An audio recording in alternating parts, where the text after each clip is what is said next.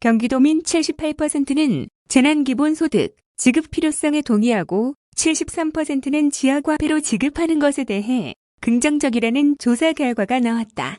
도는 지난 16에서 17일 이틀간 도민 1000명을 대상으로 코로나19 확산에 따른 재난기본소득에 대한 긴급 여론조사를 실시하고 22일 결과를 발표했다.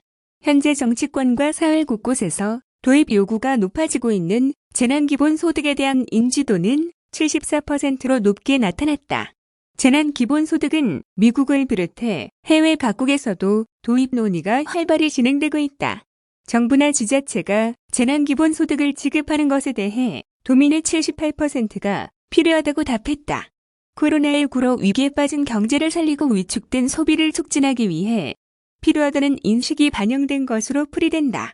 재난기본소득이 도입될 경우 지급 금액은 평균적으로 1인당 최소 76만 원 수준이 적절하다고 답했다.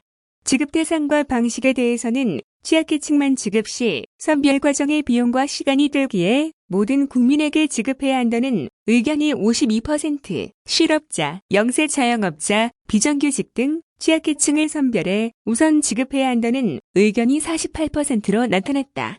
지역경제 활성화를 위해 재난기본소득을 현금이 아닌 지역화폐로 지급하는 방안에 대해서는 도민의 73%가 바람직하다고 응답했다.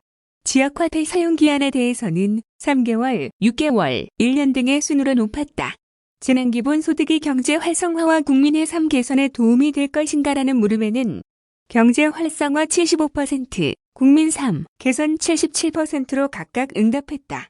코로나19로 인한 국가 경제 상황을 묻는 질문에 도민의 절대다수는 심각하다고 답해 위기감이 최고조에 달한 것으로 나타났다. 코로나19로 인해 가정 살림살이에 영향을 받았다는 응답이 70%에 달했으며 소득이 줄었다는 응답도 61%로 높았다. 직업별로는 블루칼라, 화이트칼라로 나타났고 특히 자영업자 계층에서는 85%가 소득이 줄었다고 응답했다. 소득 감소와 더불어 지출도 감소됐다.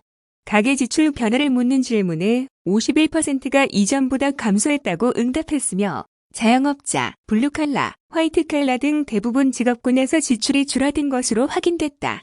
상업시설 이용 횟수 변화에서 이 같은 상황이 여실히 반영되고 있다. 거의 모든 상업시설에서 이용 횟수가 줄었다는 응답이 50에서 80%를 상회하고 있으며 문화, 전시시설, 대형마트 등 대형시설뿐만 아니라 자영업자들이 많은 일반 음식점, 목욕업소, 지하상가, 전통시장, 골목 슈퍼 등 상권가에 이르기까지 규모와 관계없이 전반적으로 상황이 좋지 않았다. 재난기본소득과 관련한 의견별 공감도를 묻는 질문에는 선택적 지원은 대상자 선별에 많은 비용과 시간이 소모되므로 재난기본소득은 모두에게 지급하는 것이 바람직하다는 의견에 대해 69%가 재난 등 특수한 상황에서는 재난기본소득과 같이 소득을 직접 지원하는 것이 대출 조건 완화 및 감세 등 간접 지원하는 것보다 효과가 더 크다는 의견에 대해서는 73%의 도민들이 공감한다고 답했다. 재난기본소득 도입을 위해 필요할 경우 지방채 발행을 통해 부족한 재원을 마련하는 것에 대해 어떻게 생각하는가라는 질문에 도민 56%는 바람직하다고 답했다. 도민들은 복지정책에 대해 선별적 복지가 중요하다보다 보편적 복지가 중요하다고 선택, 보편적 복지를 선호하고 있는 것으로 나타났다. 이번 조사는 경기도가 여론조사 기관인 K-STAN 리서치에 의뢰해 지난 3월 16에서 17일 18세 이상 도민 1000명을 대상으로 인터넷 조사 방식으로 진행됐으며 신뢰 수준은 95%, 표본 오차 플러스 마이너스 3.1%포인트다. 한편 이재명 경기도지사는 지난 19일 자신의 SNS를 통해 정부는 재난기본소득을 반드시 모든 국민에게 동일하게 지급해야 한다며 그 이유는 재난기본소득은 경제가 정상일 때 어려운 사람을 위해 시행하는 복지정책이 아니라 재난적 경제 위기 극복을 위한 핵심 경제정책이기 때문이다라고 말했다. 다음은 친환경 식재료, 메뉴 판매 행사 관련 뉴스입니다. 경기도 관리민자고속도로인 서수원 의왕간 고속화도로의 의왕휴게소가 최근 코로나19 확산 및 학교 개학 연기로 어려움을 겪고 있는 도내 초중고교 급식 납품 농가들에게 새로운 판로 역할을 할 전망이다. 경기도는 오는 3월 23일부터 4월 5일까지 2주간 의왕휴게소에서 급식 납품 농가 지원을 위한 친환경 식재료 메뉴 판매 행사를 개최한다고 밝혔다. 이번 행사는 봄철 집중 출하되는 식자재가 사상 초유의 계약연기로 인해 학교 급식을 못하게 되자 경기도 차원의 지원이 필요하다고 판단, SOC 다중이용시설인 휴게소를 통해 판로를 마련해 주는 데 목적을 뒀다. 이에 따라 대파 450kg, 콩나물 200kg, 양파 200kg, 무 200kg, 깻잎 100kg, 상주 100kg 등 양평, 여주 등의 지역에서 생산된 친환경 특산 농산물 총 1.25톤을 의왕휴게소에 공급하게 된다. 행사 기간 동안 의왕휴게소는 이 같은 특산 식재료를 활용해 휴게소를 찾는 고객들을 대상으로 친환경 메뉴인 콩나물 달래간장 비빔밥과 대파 토스트 메뉴를 판매하게 된다. 특히 이전부터 의왕휴게소로 납품되던 식자재들 역시 코로나19로 함께 어려움을 겪고 있는 점을 감안 기존 식자재와 중복이 없도록 공급이 이뤄지게 할 계획이다. 가격은 콩나물 달래 간장 비빔밥은 5,500원, 대파 토스트는 3,500원으로 책정했다. 무엇보다 의왕휴게소는 출퇴근 또는 통학을 하는 직장인 및 대학생이 많은 점을 감안할 때 많은 도민들이 휴게소에서 친환경 식자재로 만든 건강식품을 함께 맛보게 될 것으로 보인다. 아울러 도는 경기도지사 인증 친환경 농축산물 브랜드인 G푸드에 대한 홍보물을 한국도로공사 등이 관리하고 있는 도내 42개 휴게소에 배포, G푸드 식자재에 대한 홍보와 판매 촉진을 도모하기로 했다. 만약 휴게소 측에서 G푸드 식자재를 사용한 메뉴를 요청할 경우 경기농식품유통진흥원을 통해 도내 급식 납품 농가에서 생산된 친환경 식자재가 우선 공급될 수 있도록 유도할 계획이다. 이 밖에도 전광판, 포스터 등을 통해서도 적극 홍보 활동을 펼칠 계획이다. 경기도 관계자는 의왕휴게소의 경우 하루 평균 약 1만여 명 이상이 이용하는 SOC 다중이용시설인 만큼 많은 사람들이 친환경 식재료로 만든 메뉴들을 즐길 것으로 예상된다며 이번 행사를 통해 코로나19로 고통을 겪는 농민들에게 많은 힘이 되길 바란다고 밝혔다. 다음은 상가 임차인 임대료 분쟁 조정 지원 관련 뉴스입니다.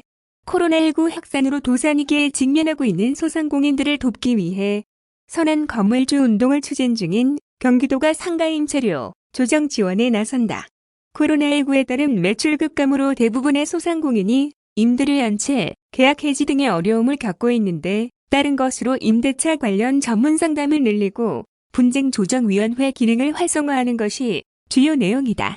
먼저 도는 코로나19로 인해 현장에서 발생하는 임대차 관련 분쟁을 조정, 임대인과 임차인의 상생을 이끌어내기 위해 상가 임차인 임대료, 감액 청구 조정을 지원한다. 도는 현재 주의회 시행 중인 상가 임대차 관련 전문 상담을 주 5회로 늘리고 임대료 조정이 필요한 임차인들에게 필요한 서식을 제공, 손쉽게 권리를 행사할 수 있도록 할 예정이다. 또 전문 상담이 늘면 분쟁 조정 신청 건수도 늘어날 것으로 보고 경기도 상가 임대차 분쟁 조정위원회 기능을 더욱 활성화해 신속한 분쟁 조정이 이루어지도록 지원할 계획이다. 조정위원회를 통한 조정 결과는 상가 임대차법상 법원 판결과 동일한 집행력을 가지게 돼 별도 판결문이 없어도 강제 집행이 가능한 효력이 부여된다. 이에 따라 도는 소송보다는 분쟁 조정이 편리하다는 점을 홍보해 조정이 더 많이 이루어지도록 할 방침이다. 상가 임대차 분쟁에 대한 상담은 경기도 무료법률 상담실 또는 경기도 콜센터를 통해 전화 상담 또는 방문 상담 가능하며 경기도에서 위촉한 공인중개사를 통한 조언도 들을 수 있다.